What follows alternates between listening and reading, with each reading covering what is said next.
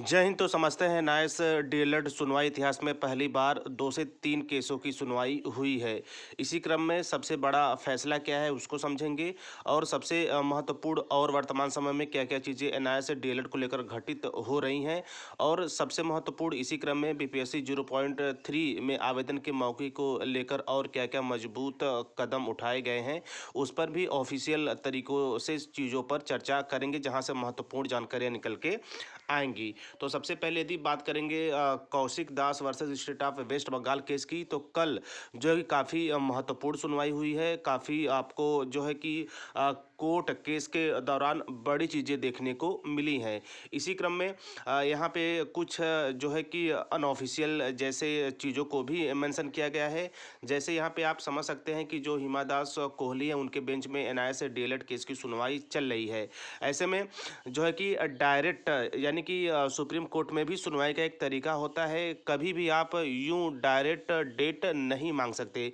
इसी क्रम में जो है कि हिमा दास कोहली जो कि माननीय न्यायाधीश हैं उनके द्वारा स्पेशली डांट फटकार भी लगाई गई है और इसे अनऑफिशियल कहा गया है। तो ये एक महत्वपूर्ण मुद्दा रहा है। इसी क्रम में इसमें बहस तो काफ़ी तेज हुई, चूंकि यदि आप बहस कहीं ना कहीं से देख ही लिए होंगे, फुल इंग्लिश टू इंग्लिश हुई है। इसी क्रम में कुछ नाराजगी दिखी थी हिमा कोहली, चूंकि कुछ मिसबिहेवियर की वजह से उन्होंने इस केस को लेकर जो एडवोकेट हैं उन्हें जो है कि अनऑफिशियल तरीके से अपनी बातों को रखने पर थोड़ी सी झड़प भी दी है। तो खैर ये रहा एक मेन मुद्दा। इसी क्रम में जो है कि नेक्स्ट डेट अभी तक साइट पे मेंशन नहीं हुई है। जैसे ही इस महत्वपूर्ण केस की सुनवाई की मेंशनिंग नेक्स्ट डेट के रूप में होती है आपको सूचित कर दिया जाएगा। तो पहली एक ये अपडेट रही। ऐसे में कहीं कहीं पे आपको ये भी देखने को मिल रहा होगा कि एनआईए से डीएलएड अभ्यर्थियों को झटका लगा, तो झटका जैसी कोई बिल्कुल बात नहीं है।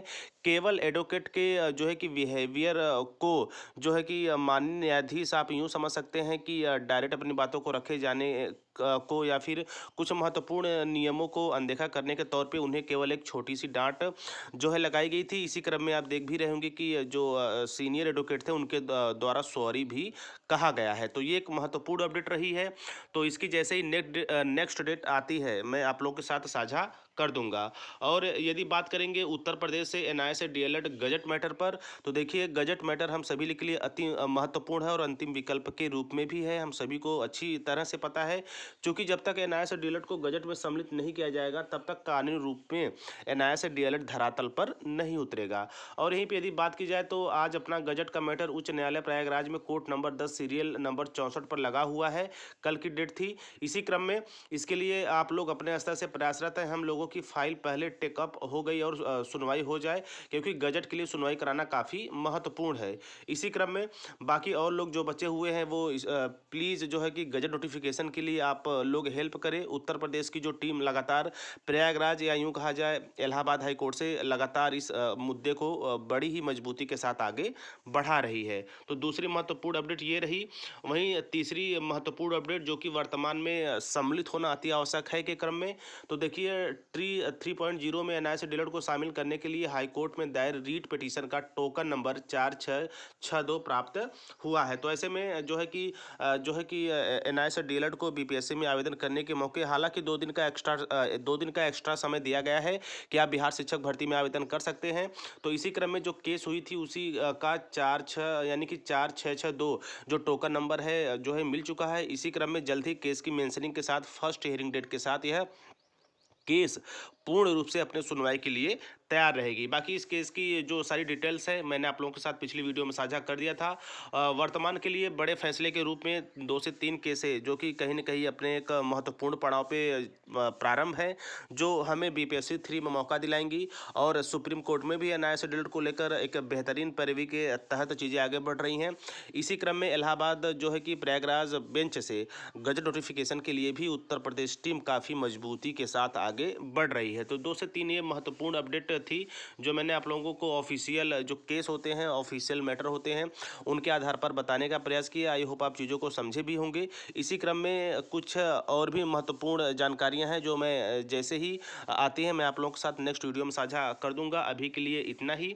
बाकी जो है कि आप देख ही रहे होंगे कि एनआईए से डीएलएड को शिक्षक भर्ती में सम्मिलित करने हेतु जो है कि नई केस के तौर पे उत्तराखंड के विश्वनाथ सर व बिहार के पप्पू सर ने भी जल्द ही एक नई केस के साथ प्रस्तुत होंगे। लगातार उसकी पैरवी चल रही है। पिटीशन की बात की जाए तो आप देख ही रहे होंगे कि बीपीएससी 3 में आवेदन करने हेतु जितने भी अभ्यर्थी पिटीशन बनना चाहते हैं वे सर से संपर्क कर सकते हैं। इसी क्रम में जो है कि नंदन बोहरा सर भी जो है दिल्ली हाई कोर्ट से गजट नोटिफिकेशन के लिए एक रीट दायर की है। तो सब मिलाकर 4 से 5-6 केसें वर्तमान में चल रही हैं और जल्द ही मजबूती पैरवी के साथ एक मजबूत स्थिति में एनआईए से डीएलएड होगा, क्योंकि शुरुआत काफ़ी बेहतरीन रही है। हालांकि बीच में कुछ जो है कि नकारात्मक चीज़ें हुई हैं, लेकिन यदि अब तक का पूरा सफ़र देखा जाए तो वर्तमान समय में एनआईए से डीएलएड मजबूत स्थिति में है। सुनवाई को लेकर लगातार चीज़ें आगे बढ़ रही हैं, डेट भी हमें मिल रही है और जो नई केस हैं मेंशनी के साथ उसका टोकन नंबर मिल गया है, स्पेशली बिहार शिक्षक भर्ती को देखते हुए।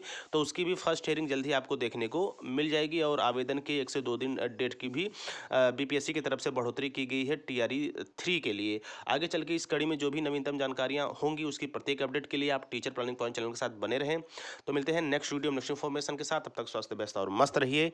जय हिंद, वंदे मातरम।